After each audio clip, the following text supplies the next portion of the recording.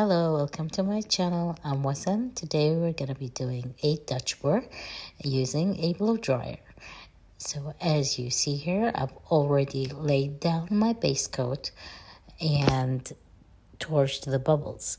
Of course, first I prepped the canvas and made sure that it's leveled, because if it's not, it's just going to ruin your composition while it's drying. So hope you enjoy this video. All the information that you need is going to be in the description below.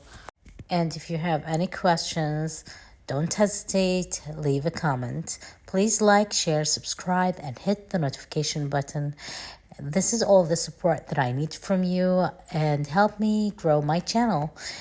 Thank you for watching. I hope you enjoyed this video. Always have fun and enjoy. And don't get frustrated, and there's a lot of tips in this video.